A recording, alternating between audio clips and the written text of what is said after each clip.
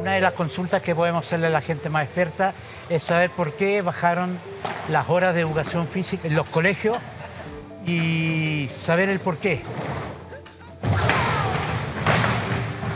Lo ágil que es la vida, lo rápido que es, los tiempos de transporte entre el trabajo, entre la escuela, cómo podemos como país abordar la cultura alimenticia y los órdenes alimenticios para enfrentar la obesidad. Bueno, yo me pregunto por qué los chilenos consumen más, no consumen pescado y consumen más comida chatarra. ¿Por qué les gusta tanto las bebidas energéticas y todo lo que tenga un exceso de azúcar? Yo en lo particular, como no consumo azúcar, me ha como llamado mucho la atención acá en Chile que hay un montón de opciones de galletas, yogurts, jugos, con otras alternativas, es decir, stevia, esplenda, otro tipo de endulzantes que no son azúcar. Entonces llama mucho la atención. La pregunta es, ¿por qué sigue subiendo el índice de obesidad si existen todas estas alternativas además del azúcar refinado? Un informe de la OECD señala que Chile es el segundo país del mundo con el más alto índice de obesidad en la población adulta. Un 26,4% de las y los chilenos tienen obesidad en nuestro país. Solo después de Estados Unidos está Chile. Pero ojo, es el primero en índice de sobrepeso. ¿Cuáles son las causas y consecuencias de esta realidad, tanto para las personas como para el país también? ¿Y qué podemos hacer al respecto?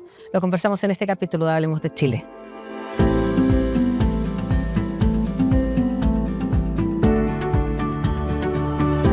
Sobre obesidad y salud conversaremos en este capítulo junto a Lorena Rodríguez Osiak, médica pediatra, directora de la Escuela de Salud Pública de la Universidad de Chile, y Blanca Peñalosa, médica familiar, profesora asociada del Departamento de Medicina Familiar de la Universidad Católica. Esto es Hablemos de Chile. Bueno, en todo caso, acaba de partir el programa. Blanca y Lorena, muchas gracias por estar aquí en este capítulo de Hablemos de Chile. Muchas gracias a ustedes también por acompañarnos nuevamente en este programa que hacemos en la Pontificia Universidad Católica de Chile de la mano del 13C. Hoy hablando de un tema que está tan predominante en la población y que afecta en términos personales, familiares y también como país, ¿no es cierto?, en términos colectivos. La obesidad, sus consecuencias también es lo que vamos a conversar y a ver si entregamos también algunas prácticas que nos pudieran ayudar, además de conversar, por supuesto, sobre las políticas públicas. ¿Por qué queremos hablar de esto y por qué digo que es predominante, además? Si podemos ver una gráfica en la que efectivamente mostramos uno de los datos que adelantamos en la introducción, que es, somos el segundo país con mayor índice de obesidad en la población adulta, según este informe de la OECD de los últimos años, ¿no es cierto? Solo por debajo de Estados Unidos. Y tenemos allá, en el primer lugar también, a Chile con el primer lugar en sobrepeso. De todos los países que la OECD revisó, de todos los países miembros de la OECD, Chile encabeza este ranking de obesidad y sobrepeso. ¿Por qué, Blanca? Bueno, no es una noticia tan nueva en el sentido que Chile está hace rato en los top, ¿no?, de tasas de obesidad y de sobrepeso, porque probablemente este es un problema creciente en todo el mundo, pero en nuestro país venimos, ¿cierto?, después que superamos la desnutrición por allá por los años 60, la desnutrición infantil, etcétera, ¿cierto?, en este siglo, ¿cierto?, un incremento del sobrepeso y la obesidad partiendo desde los niños, ¿cierto?, hasta la población adulta. Yo diría que en el periodo pandemia esto se exacerbó, ¿cierto?, probablemente porque tuvimos un recrudecimiento de los factores que hacen que las personas subamos de peso, digamos, ¿no? Estuvimos todos más quietos, ¿cierto? Estábamos encerrados, tuvimos mucho, ¿cierto? La gente se dedicó a comer rico en su casa, ¿no? Mucho estrés y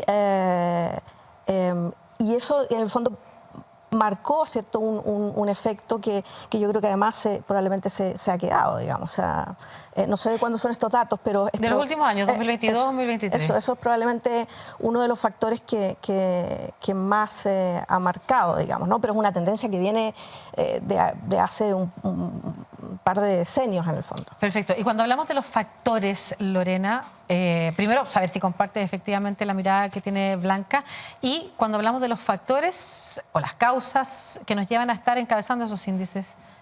Sí, sí, comparto bastante. Yo pienso que cuando un problema afecta a una parte tan importante de la población, porque cuando uno mira esas cifras, que son cifras que nacen de las encuestas nacionales de salud de los países, en el caso de Chile la última fue el 2017, sobre el 70% de la población en Chile tiene exceso de peso, ya sea sobrepeso, obesidad, bueno, son diferencias más bien clínicas. Pero ¿Perdón, sobre cuánto? Sobrepeso o obesidad. ¿Sobre qué porcentaje? Sobre el 70%. Perfecto. Sobre Entonces, el 70%. Sobre el 70% de la población mayor de 15 años tiene algún grado de exceso de peso, distintos grados de exceso de peso. Entonces, cuando uno ve un problema que afecta tan masivamente a un territorio, la pregunta es cuáles son justamente los factores que están detrás.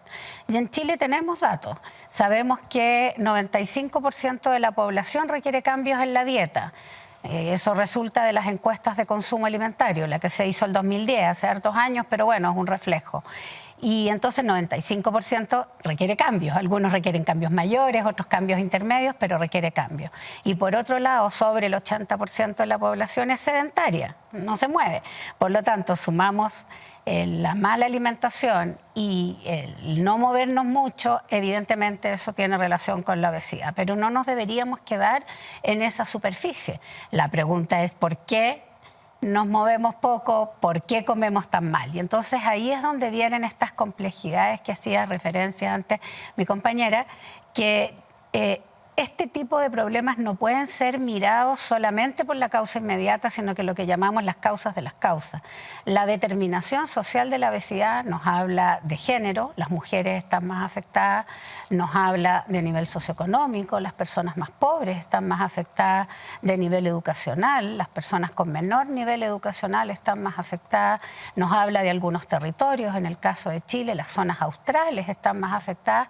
Entonces ahí uno tiene que empezar a escudriñar y a mirar con una perspectiva transdisciplinaria, con una perspectiva de varias disciplinas, cuáles son los problemas. A lo mejor hay problemas de producción agrícola, a lo mejor pesquera, a lo mejor tenemos un problema con el marketing, no sé. Hay un montón de factores detrás de estas dos causas más superficiales, que son la mala alimentación y la falta de actividad física, que explican que un problema de esta envergadura esté afectando a nuestro país. Claro, o sea, efectivamente cuando un porcentaje de la población tan alto, uno podría decir quizás la culpa no está en las personas, sino que hay problemas estructurales entonces que están haciendo que estas personas no puedan comer mejor. Sin embargo, quiero partir por la causa, primero antes de la causa de las causas.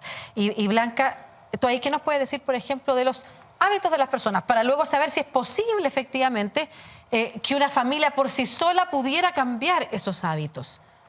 Sí, yo quisiera hacer la salvedad de que yo creo que igual es importante en el lenguaje no usar la culpa como un término asociado, ¿no?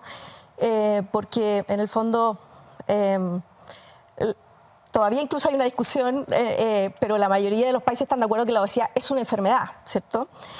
Por ahí leía yo que hay algunos países que están todavía en esa discusión por las implicancias que tiene, como Reino Unido, por ejemplo. Pero es evidente que es un problema de salud que trae consecuencias para la salud de las personas, pero asociarlo a la culpa, en el fondo, creo que habla mucho de esta asociación entre conducta voluntaria, ¿cierto? Claro. Y además responsabilidad individual. Claro, claro. Y el resultado, en el fondo.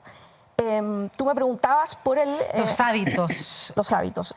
A ver, nuestro país, en su cocina tradicional, en el fondo, es una cocina que corresponde a la cocina mediterránea, en el fondo, que se considera una cocina saludable, la cocina tradicional, la que hacían, en el fondo, nuestras mamás, en el fondo, ¿cierto?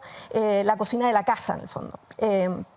Es una cocina que incluye verduras, carnes, muy variada en el fondo, ¿cierto? Y probablemente en algunas regiones del país puede ser más difícil acceder a verduras, por ejemplo, como en la zona austral, que mencionaba Lorena, ¿cierto? Que puede ser una variable, ¿cierto? Pero en general tenemos nuestra cocina tradicional es una cocina saludable. Sin embargo, nuestros hábitos probablemente han ido cambiando, ¿cierto?, con los años, y nos hemos ido acercando más a la cocina, ¿cierto?, a la comida más rápida, porque en el fondo las mujeres salimos a trabajar, ¿cierto?, y hay menos tiempo disponible para preparar alimentos en la casa, en el fondo. Pero ¿no? perdón, ¿eso no pasa en otros países desarrollados? Pasa también en otros países desarrollados, sí. ¿Y cuál es la diferencia entonces? Yo creo que probablemente tenemos peores hábitos, ¿ah? Y por otro lado también nos movemos menos, ¿ah? Como decía Lorena. Entonces jornadas muy largas, mucho sedentarismo, somos uno de los países que consumen más pan, por ejemplo, del mundo. En fin, esta mezcla de alimentación que ha ido cambiando, más este sedentarismo, ¿cierto?, por la cantidad de horas que pasamos sentados en el fondo, ¿cierto?, y los niños menos activos, probablemente se asocia a esta falta de, a este aumento de peso poblacional en el fondo. Estábamos leyendo nosotros como equipo unos artículos en los que se hablaba también del factor genético. Y lo pregunto porque Chile tendrá un componente genético más allá de la genética de madre, padre a hijo. ¿Qué rol juega la genética también en estas formas que tenemos en Chile? Tendríamos que sumar a las mascotas en esa genética, y ahí es donde uno dice, probablemente esto siempre hay un componente genético, no lo quiero dejar absolutamente de lado, pero sabemos que en temas de obesidad el componente genético es mínimo, y que cuando uno ve una familia que no necesariamente tiene parentesco, a lo mejor están viviendo con amigos o están viviendo con parientes que son parientes de vida más que de genética, y todos comparten la misma condición. Perfecto. Entonces uno se pregunta, ¿y qué tiene en común esa familia con su mascota, con su vecino? Lo que tienen en común es el entorno que los rodea, ¿no es cierto? Y hoy día lo que en muchos países del mundo, y eso es lo que nos diferencia de otros países, es evaluar cómo son lo que llamamos los ambientes que rodean a las personas, ambientes alimentarios, ambientes que faciliten o no la práctica de actividad física.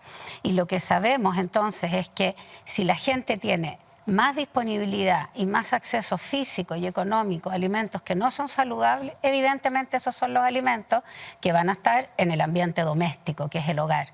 ¿Cuál es el tipo de ambiente en el lugar de trabajo, en el lugar de estudio? ¿Tenemos facilidades para prepararnos una cazuela o llevarnos dónde calentarla? ¿Tenemos tiempo para eso? ¿Tiene toda la responsabilidad las mujeres y en qué minutos hacen su trabajo fuera del hogar, más todo el trabajo dentro del hogar? Entonces, ahí quiero tomarlo con otra cosa que decía Blanca respecto a si esto es una enfermedad o no es una enfermedad, que tú le preguntabas. Y la verdad es que esa discusión no está solo entre países, es una discusión que está en Chile también.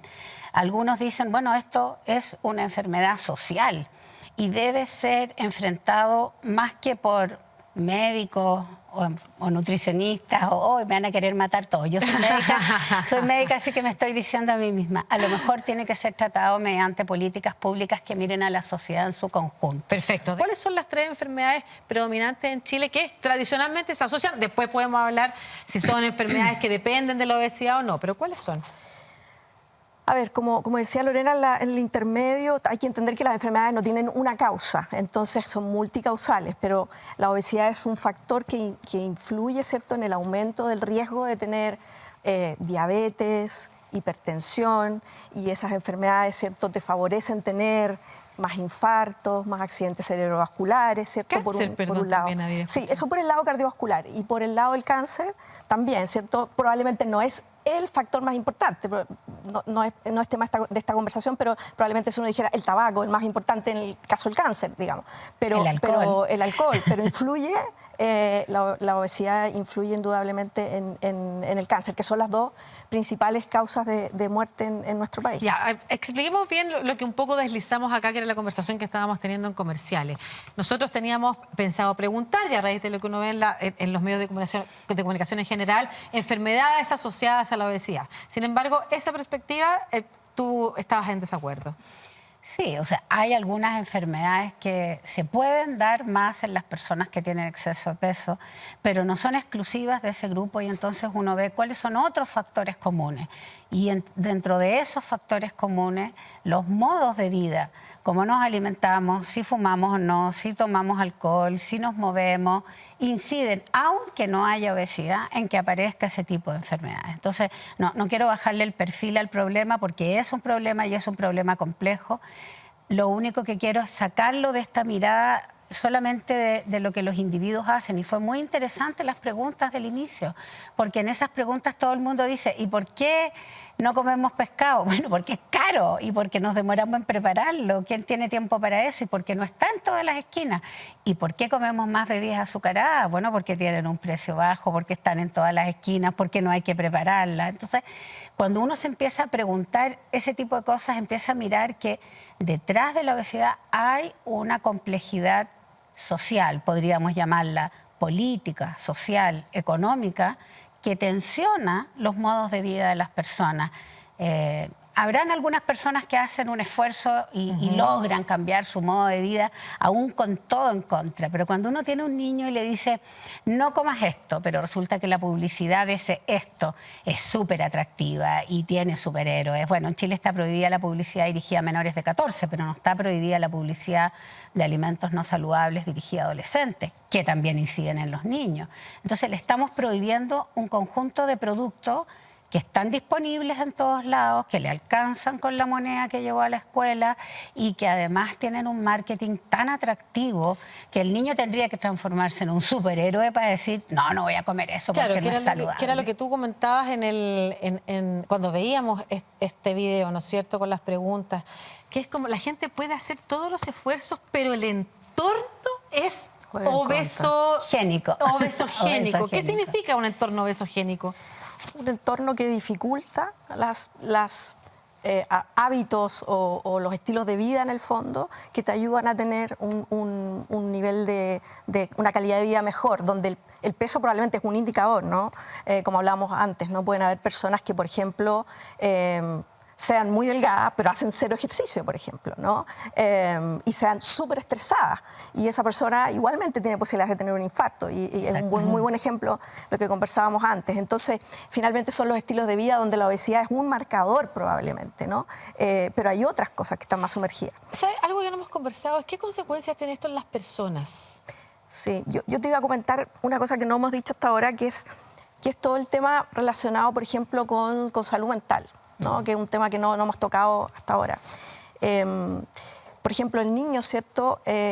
Los niños que tienen mayor peso, ¿cierto? Que tienen problemas de sobrepeso, obesidad, tienen más probabilidades de sufrir bullying y tienen, ¿cierto? Más probabilidades más probabilidades de tener menos rendimiento escolar, por ejemplo, ¿no?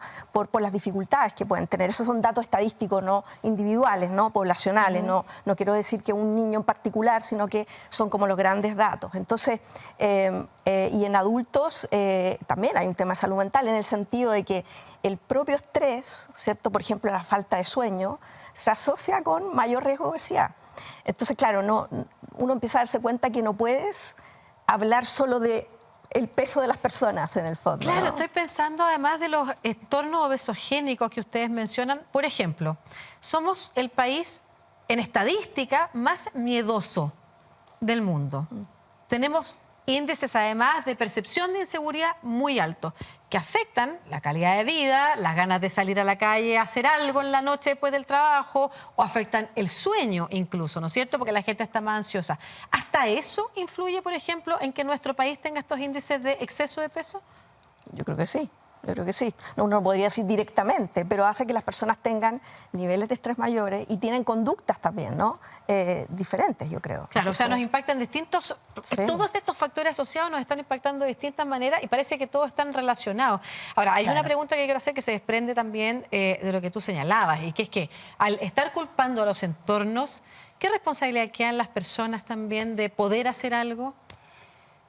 Todos tenemos responsabilidades, no vamos a decir que los individuos seamos los inocentes de la película absolutamente, pero cuando uno responsabiliza a una persona de lo que le está pasando y eso que le está pasando está tensionado por un ambiente, en este caso un ambiente obesogénico, no solo en términos de ambiente alimentario, también en ambiente que favorezca la salud mental o en un ambiente que favorezca o no la actividad física, entonces le estás poniendo en los hombros a esa persona una responsabilidad que no va a poder llevar adelante. Muchas veces en los mismos box de atención, los equipos de salud le damos un montón de consejos. La mayoría son unos poquitos sí y muchos no. Y entonces esa persona se va con esa lista para su casa y dice, esto no conversa con mi vida. Ya, ok. Entonces me dijeron que tenía que preparar todos los días comida en la casa y unos alimentos frescos, naturales que tengo que cocinar. Pero ni siquiera me preguntó a qué hora salgo en la mañana, cuántas personas tengo que cuidar, a lo mejor tengo que al cuidado niños o adultos mayores o personas con enfermedad. Nadie me preguntó quién soy yo para darme esta lista, que además a veces es la misma lista que le damos al siguiente y al subsiguiente. Claro, la misma lista independiente del barrio, del territorio. Pensando que estamos todos en un mismo saco. Oye, entonces, pero, bueno, pero complejo. perdón, para no ser desesperanzadores, y además dijimos que en este programa íbamos a tratar, además de dar algunas recomendaciones, independiente que después hablemos de políticas públicas, sobre todo porque es un tema más estructural. Si ustedes pudieran dar algunas recomendaciones que quizás le pudieran hacer sí sentido a la vida de quienes nos están viendo, de una también. Si pudieran tomar una o dos cada una, ¿qué recomendarías tú, por ejemplo? Algo que pudiera estar al alcance. Sí. Mira, clínicamente yo veo pacientes y hablamos hartas veces de este tema. Y bueno, la primera cosa, claro, es decir qué es lo que a la persona primero le motiva más cambiar, ¿ya? En el fondo, porque uno dice, probablemente no puedo hacer todo de una. No puedo hacer ejercicio y además hacer dieta y además preocuparme de elegir el sueño y 5 cosas juntas, no puedo. Entonces, la primera cosa es, ¿qué piensa cada persona que le pudiera ser más fácil y que está más disponible a cambiar, ¿no? Y en ese sentido, por ejemplo, ¿no? Si es que alguien... Yo le digo, ¿dónde pone las fichas? ¿Dónde podría poner las fichas? Primero, por ejemplo, en el ejercicio, hoy día sabemos que todo suma. O sea, antes, hace unos años atrás, se decía, mira, usted tiene que hacer 150 minutos a la semana, no sé qué. Hoy día se sabe que todo suma. O sea, si tú te subes la escalera al metro, eso suma. Y si haces sentadillas 5 minutos en tu casa, eso suma. Salir a caminar. Salir a darte una vuelta a la manzana. O sea, cualquier cosa suma. Entonces la pregunta es, ¿qué podría, dentro de mi estilo de vida, hacer yo que pudiera hacer que me mueva más? Es una pregunta. Entonces, uno parte un poco por eso. Perfecto. Y después la dieta... También te voy a preguntar a ti. Yo tengo también como un comodín, así que finalmente yo creo que es como la línea de fondo, en el fondo, de las recomendaciones de la alimentación, que es huir de los procesados. O sea, en el fondo tratar de consumir los alimentos de la manera más parecida a su forma natural, en el fondo. O sea, y ahí... Yo hasta le doy receta a los pacientes, digamos, de cosas que uno puede hacer muy fáciles en la casa y cómo pensar también en organizar, ¿no? Y que a lo mejor enemigo, bueno, ¿qué es lo que puede hacer en el fondo? A lo mejor en la tarde se puede comer 2 huevos duros, te fijas, y una ensalada que puede armar con facilidad y una porción pequeña de arroz, por ejemplo, no sé, pero depende de los hábitos de las personas, ¿no? Entonces, yo creo que el tema es pensar qué es lo posible para mí, no qué es lo mejor que yo podría hacer, sino que ¿qué cosas yo puedo empezar a hacer? Oye, y voy a aprovechar a todo esto la receta. Dentro de los mitos que tú ves de la dieta que hay, ¿cuáles dice? Ese no le haga caso porque ese mito te lo voy a preguntar al tiro, pero quiero, o sea, piénsalo por mientras, así como esto de comer o de la proteína. Pero tú, ¿qué recomendaciones nos darías? Me voy a portar mala, le voy a mandar un mensaje a los gestores de política pública y a los legisladores. Ya sé que después vienen las políticas públicas, pero hay que actuar basado en la evidencia y hay que animarse a hacer lo que sabemos que hay que hacer. Algunas cosas en Chile ya se han hecho, como el etiquetado, la prohibición de publicidad de niños, el cambio en las escuelas, pero todavía queda así un conjunto de cosas. Pero si tú me preguntas, las personas, estoy absolutamente de acuerdo con Blanca en términos de qué es lo que te motiva. ¿Por qué estás aquí? A veces algunos están ahí porque alguien los obligó a ir, eso también puede ser. Pero bueno, ¿qué es lo que te motiva? Que puede ser, no sé, desde que tengo una fiesta y no me cabe la ropa que me quiero poner. Puede ser eso, no lo miremos en menos eso tampoco. O puede ser que me quiero sentir más ágil para mi trabajo, o puede ser que tuve un problema de salud y quiero mejorarme de eso, O también puede ser que ni siquiera sé qué es lo que me motiva y entonces a lo mejor en esa primera sesión solo nos vamos a dedicar a la motivación y no a dar la lista de no y la lista de sí que agobian. Entonces, concuerdo con que en términos de elección de alimentos Chile tiene un etiquetado que favorece la elección. No es el único concepto importante, pero uno puede decir elija alimentos que no tengan sello. Y ya, si no puede, elija uno que tenga uno. No pase de ahí. Eso en general. Si puede elegir alimentos frescos, maravilla. No siempre lo va a poder hacer, pero los sellos ayudan mucho a definir alimentos mejores y peores. Y lo otro que es importante es que cuando uno lee la etiqueta así de refilón y los 3 o 4 primeros ingredientes terminan como en ato, corbato, ciclamato, Claro. y no tengo idea lo que es ni qué árbol lo da, ese dejémoslo al lado y elijamos uno cuyos ingredientes sean reconocibles. Por lo menos en términos de alimentación eso va a ayudar. Y se suma María Alejandra, que eres psicóloga. Tú hiciste la primera investigación en Chile sobre discriminación contra la gordura. Tu área es precisamente una que había quedado pendiente acá, ¿no es cierto? La edición desde la psicología y desde la sociología. Tú tienes ambas disciplinas, además, en tu cuerpo. A propósito que estamos hablando de cuerpo, porque vamos a hablar de cuerpos grandes, que son como nuevas terminologías que aparecen acá. Primero, te quiero hacer una pregunta. Desde el punto de vista de la psicología o la sociología que investiga estas materias, ¿la obesidad es una enfermedad o es un factor de riesgo o ninguna de las dos? Hay varias perspectivas dentro de la disciplina. Dentro de la sociología, por ejemplo, hay algo muy de la mano de lo que plantea Lorena. Existe esto de las determinantes sociales de la salud. Ahí trabaja mucha gente, muchos sociólogos sobre todo en ese tema. Pero también, por ejemplo, está esto que tomamos la obesidad, más que la obesidad desde el cuerpo grande. Y se trabaja, por ejemplo, muchas veces el tema de la gordura para destacar que se trata de un problema de orden más social que de un orden más médico, o para enfatizar aquello que es de orden social. Como, perdón, ¿no sería un problema médico? No es que no sea un problema médico. Sin duda es un problema médico, pero nosotros le vamos a preguntar a la gente más bien ¿qué es para usted ser gordo? Y en general no es lo mismo que ser obeso. Por ejemplo, tiene que ver con cuestiones estéticas, muy fuertemente, ¿cierto? La mayoría de la gente cuando dice yo me voy a poner a dieta, no dice porque tengo el colesterol alto, dice porque viene el verano, porque tengo un matrimonio, porque tengo una graduación, porque me está quedando chica la ropa. En general tiene una cosa mucho más estética, de orden mucho más social, de quererse bien, verse bien para uno y para los demás. Entonces, el tema como de la enfermedad pareciera que está como de fondo, pero no es siempre lo que pareciera que la gente está preocupada. Y por ende, entonces, sería como también un mecanismo para saber cómo enfrentar.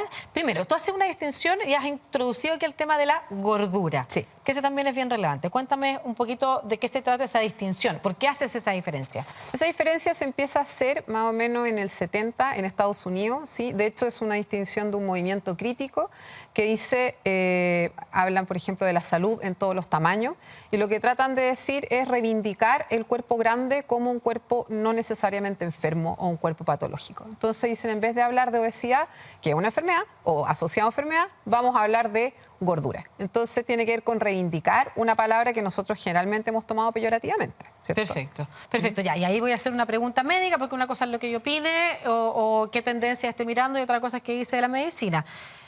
Un cuerpo grande es, o sea, un cuerpo con exceso de peso, ¿es un cuerpo que no necesariamente está enfermo?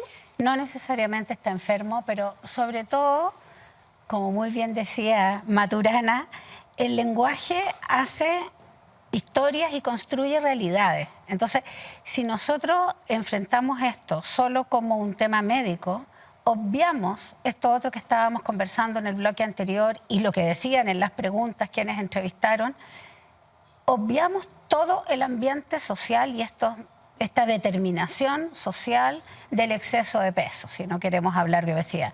Yo no sé, han surgido una serie de movimientos a propósito de la discriminación y el estigma, y uno se pregunta por qué surgen. Y yo creo que surgen por la discriminación que han sufrido las personas que tienen exceso de peso por parte de toda la sociedad, como muy bien explicaba, ¿no es cierto?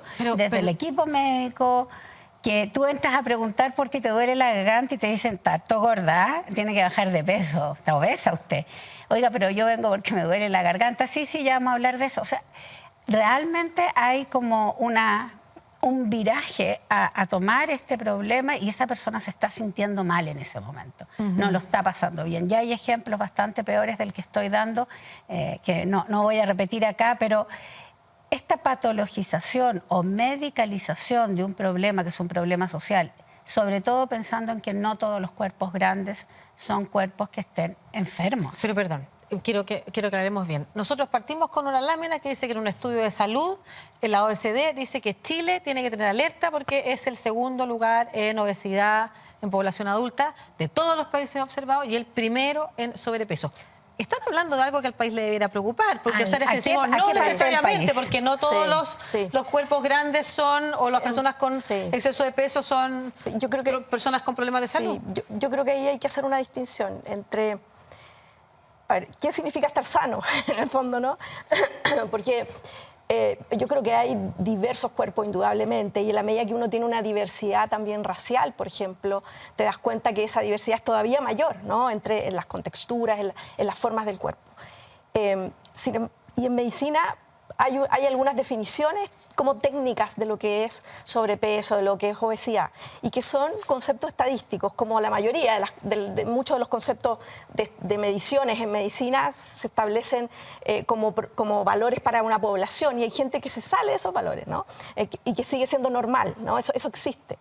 Entonces, sin embargo, a mí lo que me preocupa, o sea, diciendo eso, hay personas que pueden tener problemas de peso, digamos, estar gordo, estar obeso, estar sobrepeso. Problemas de peso, de partida. Problemas de peso. Claro, problemas de peso, porque tengo Además, un peso. el problema es más peso.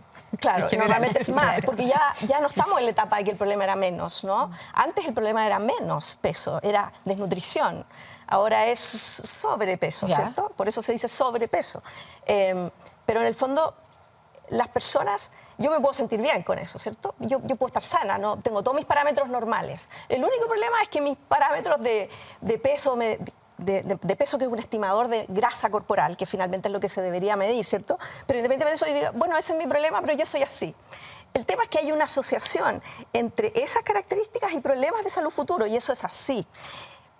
Pero, como decía antes... el índice de masa corporal, claro, la proporción proporción de peso. Pero además, no es solo porque estoy pesando eso o porque mi proporción de grasa corporal es una determinada en este momento, es porque eso se asocia con otros factores en el fondo, ¿no? Y por eso es que es un problema social, se puede asociar probablemente con inactividad, con mayor estrés, etcétera, todo lo que hemos hablado en la parte anterior. Pero a mí lo que me parece como un punto importante es, primero, que me preocupa a mí en estos movimientos, es la normalización de un problema que uno sabe que tiene consecuencias para la salud de las personas.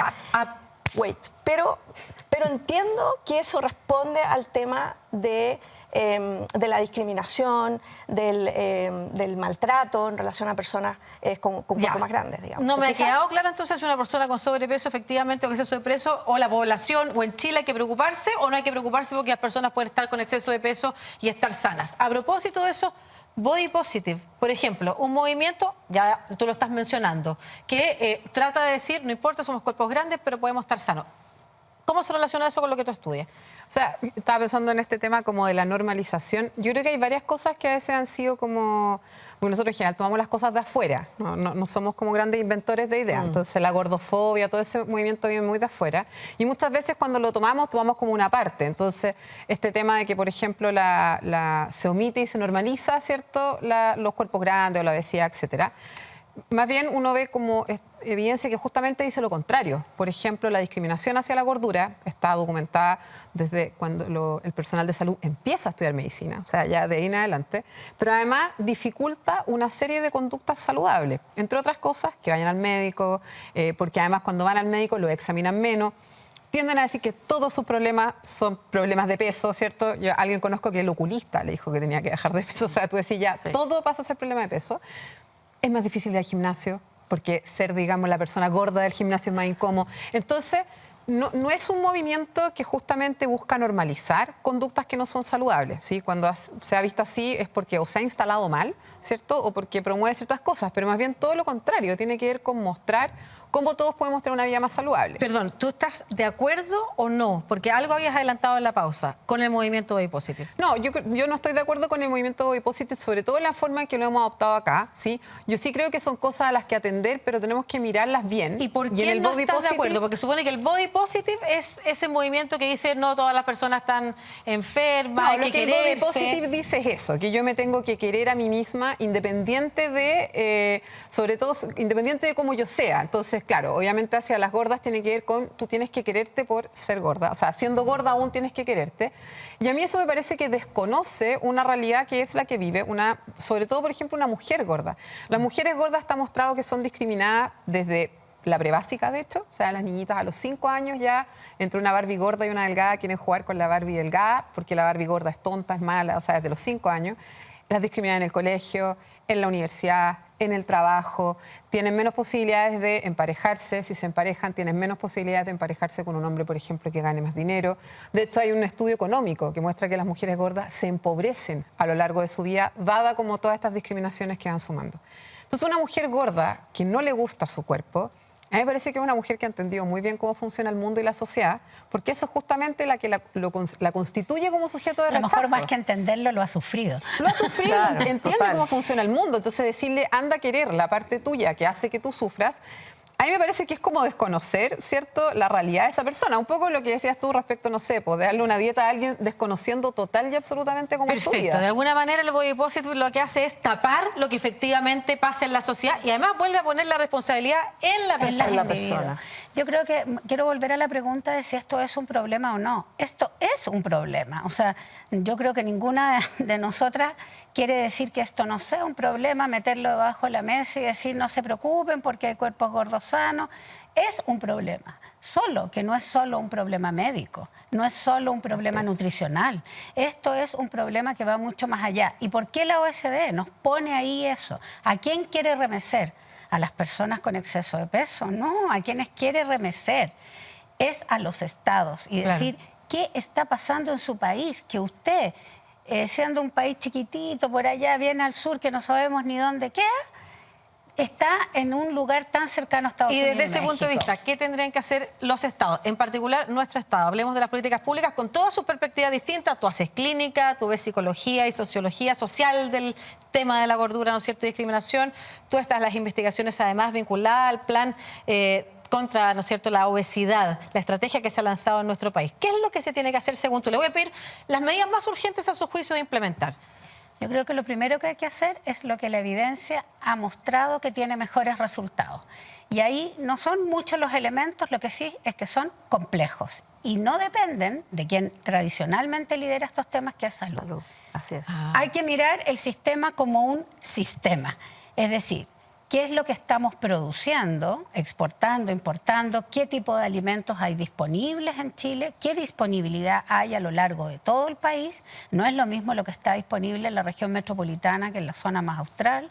Hay que ver los precios de los alimentos. Ahí hay varias propuestas sobre medidas fiscales, que se refiere a impuestos o a subsidios, para que se favorezca la compra de los alimentos más saludables. Perdón, Porque ¿eso está en el plan? Sí. algunas de esas cosas están en el plan y eso ha sido súper interesante, y desde el programa de este gobierno eso estaba en el plan de gobierno, ponerle impuestos verdes, le llamaban, o impuestos saludables, que son impuestos a aquellos productos que son dañinos para la salud, entre ellos estos alimentos que llamamos ultraprocesados, que son estos que uno no sabe qué ingrediente es, pero también al tabaco, al alcohol. Ahí viene lo de las bebidas energéticas, por ejemplo, que ha estado en la polémica también. Claro, las energéticas, las azucaradas, Perfecto. etc. Esa es una de las medidas. Son como 5 o 6 medidas. Recomiendo leer la estrategia que acaba de lanzar el fin de semana el MinSal para combatir la obesidad, porque allí hay varias de las políticas públicas en las que tenemos que avanzar. Perfecto. María Fernanda, María Alejandra. Yo haría un esfuerzo, yo creo que es muy difícil desde la política pública, pero por, ¿cómo se llama?, desmedicalizar el problema. Yo creo que esto va a sonar probablemente casi tirado las mechas, yo creo que yo abordaría cosas como la apariencia, si tú me preguntaras a mí. Digamos. La apariencia tendemos a pensarla siempre como algo secundario. De hecho, tú dijiste algo así como, quizás por algo como que quiere entrar en un vestido, no lo desvaloremos. Como que siempre la apariencia es algo como tan secundario en nuestras Como que vidas. parece superficial. Además está asociado a lo femenino, tiene una serie de puntos. En las ciencias sociales en general se ha estudiado muy poco la apariencia. Y si uno lo piensa, nosotros somos nuestra apariencia, aparecemos al mundo con nuestra apariencia. Nos presentamos a trabajos. Todo, Nos todo. relacionamos con otros. Nosotros vivimos, la ropa es fundamental, nos hace muy humanos la ropa. Piensa, por ejemplo, cuando muestran cadáveres sin ropa, es una cosa como tremendamente deshumanizada. Entonces, yo creo que falta abordarlo como un problema de apariencia, porque yo insisto, a la gente yo creo que es por lo que más le preocupa. ¿Y, cómo, ¿sí? y un ejemplo concreto, cómo sería? Mira, nosotros ahora estamos estudiando, por ejemplo, ropa en Chile. Una de las cosas que aparece en Chile es que la ropa, por la forma en que se hace, es una ropa tremendamente homogénea, donde en general nosotros no tenemos mucho diseño. Chile tiene una cultura bien particular estéticamente. Nosotros nos gusta no vernos, una cosa muy loca. Ojalá, yo ahora estoy de negro, pero ojalá estar siempre vestidos de negro. Bueno, acá todas. Voy a sacar esto. Sí. Pasar Para lo no más verlo. piola posible, ¿cierto? Ojalá que nadie te mire mucho. En un cuerpo gordo eso además es tremendamente paradójico, porque es un cuerpo que ocupa más tamaño visual, ¿cierto? Entonces, yo hay ciertas cosas que creo que sería importante ir poniendo sobre la mesa, que tendemos a no ponerlas porque nos parecen tremendamente irrelevantes. Perfecto. Blanca. Sí, efectivamente la estrategia es muy amplia, muy completa y me parece realmente que es una muy buena puesta en, como una buena propuesta, digamos, ¿no? Pero yo, fíjate, estaba pensando en la parte escolar, ¿ah? Porque evidentemente nosotros tenemos una cobertura escolar extraordinaria. Es el lugar donde el 90% de los niños y adolescentes hacen ejercicio.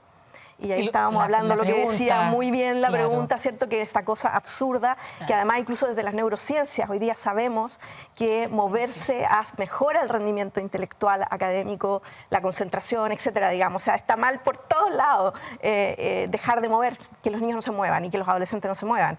Entonces yo creo que ahí hay una tremenda trabajo que hacer y hay muy buenos ejemplos en otros países, ¿cierto? De estas pausas o partir la mañana, en vez de no sé qué, partir la mañana con una actividad física breve. Necesitas minutos, etcétera, ¿no? Y bueno, y sabemos que hay muchos niños que comen también en los colegios.